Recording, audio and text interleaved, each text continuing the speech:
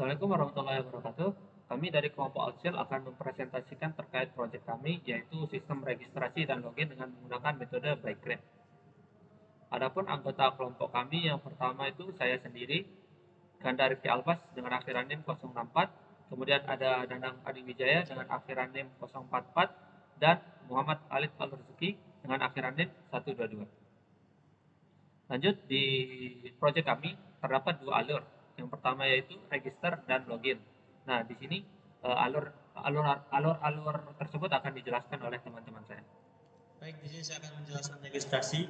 Yang pertama dari user menginput data berupa username dan password. Lalu sistem akan melakukan validasi di mana dia mengecek password itu cocok atau tidak. Lalu memastikan bahwa password memiliki banyak karakter berupa angka, simbol, huruf besar, huruf kecil, dan jika tidak dia akan mengembalikan like. Dan jika tidak dia akan menampilkan pop-up salah atau pop-up error. Selanjutnya adalah generic salt, di mana salt ini adalah string acak yang unik pada setiap user ketika membuat akun untuk pertama kali. Lalu penggabungan antara salt, secret key, dan plain text. Di sini sistem menggabungkan ketiga itu untuk membuat uh, hash atau password yang kuat sebelum di hashing. Lalu proses hashing. Proses hashing ini adalah gabungan antara tadi salt, secret key, dan plain text, dan juga ditambahkan dengan algoritma Bicrypt serta cost factor. Lalu ketika sudah selesai semuanya akan disimpan ke dalam database.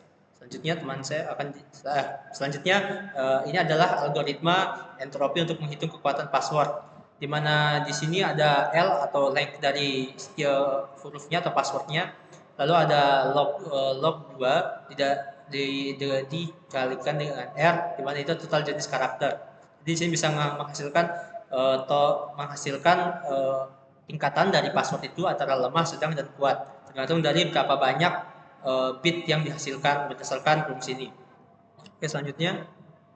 Kemudian untuk workflow-nya login di sini pertama pengguna akan input username dan passwordnya, kemudian setelah itu sistem akan mencari username dari pengguna tersebut apakah ada di database atau tidak.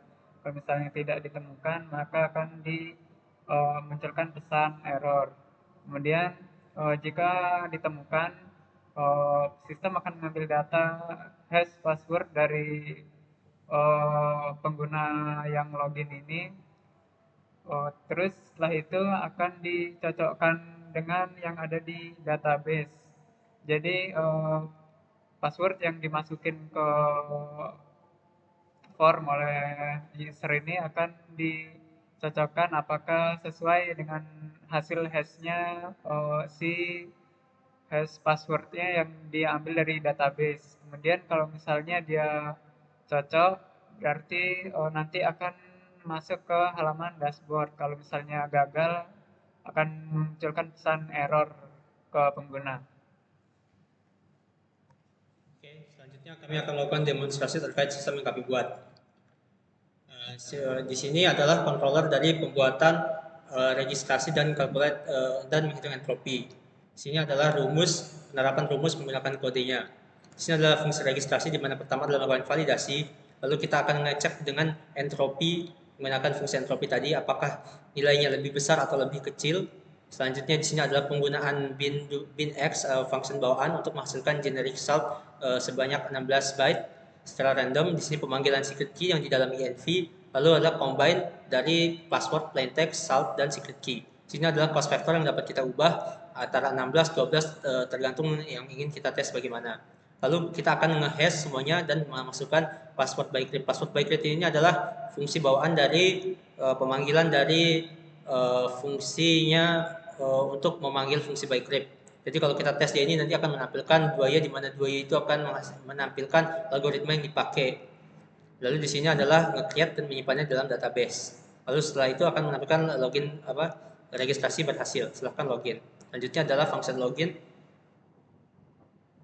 Kemudian function login di sini dia tadi bakal ambil dan mastiin dulu inputnya itu sudah sesuai atau tidak gitu. Terus nanti dia ini nyari apakah username si user yang dimasukin ini ada atau enggak di database.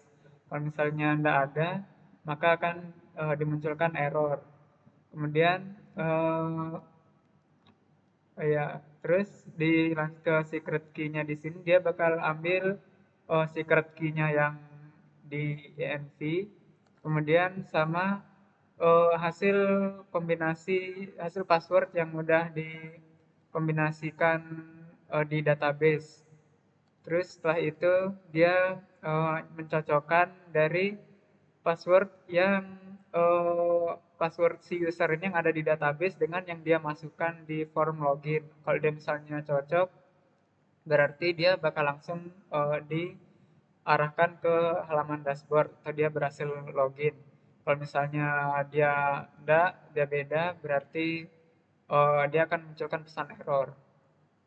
Kemudian di sini logout-nya ini kalau misalnya dia klik tombol logout, maka dia akan menghapus session dari user tersebut dan langsung kembali ke halaman login.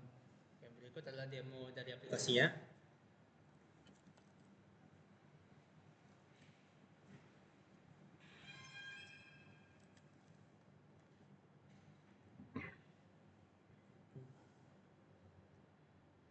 Di sini kami menggunakan juga post vector sebanyak 16, makanya membutuhkan waktu kurang lebih sekitar 3 detik lah untuk mengambil. Di sini adalah hasil hashnya, di mana ini 2i adalah hasil hash dari function dari bytecrypt-nya, dan 16 ini adalah post vector, dan di belakang ini adalah hasil hashing-nya.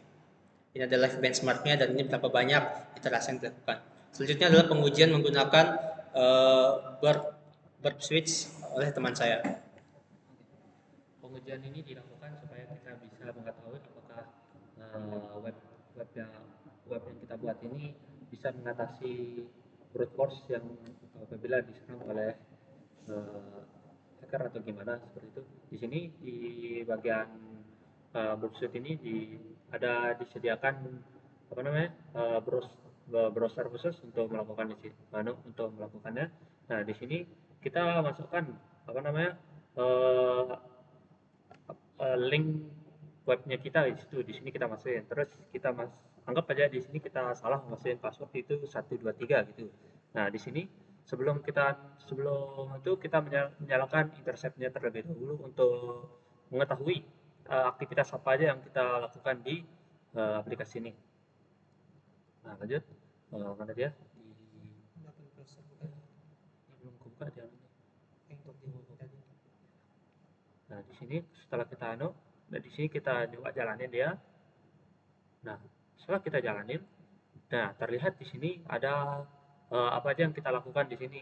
Nah, selama interceptnya menyala, webnya itu akan stuck, dia nggak bakalan bisa jalan lagi ke tempat lain, itu dia bakalan loading terus. Di sini terlihat dia loading terus. Nah, selama itu kita bisa mengecek di sini. Nah, di sini terlihat di situ ada username yang kita masukin dan passwordnya. Nah, di sini setelah itu kita akan masukkan dia ke intruder. Sip. Nah, setelah kita masukin ke intruder, nah yang semua kode-kode tadi dimasukin ke sini. Di sini kita akan blok dia apa namanya password tadi itu, kita akan masukin dia. Nah, sini kita akan kita akan memasukkan file-file password yang kita tebak. Nah, biasanya kalau hacker itu dia bakalan mulai menebak satu persatu dari kemungkinan password yang ada, tapi di sini kita akan kita sudah menyediakan password yang ada yang salah dan ada yang benar di sini. Kita mencoba-coba saja di sini. Nah, ini kita copy. Nah, di sini kita masukin paste. Setelah kita seperti ini, nah kita akan melakukan start attack terhadap password yang tadi. Oke, di sini dapat terlihat. Kita akan menunggu sebentar. Nah, terkait beberapa hasil. Ini yang versi dapatnya. Nah, dilihat di sini untuk menebak satu password saja itu respon yang diperlukan itu sekitar 3 detikan untuk satu nebak password saja itu. Itu pun apa namanya? Ini loh.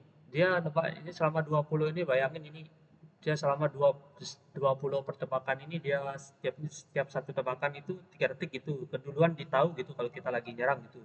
Nah, di sini juga terlihat.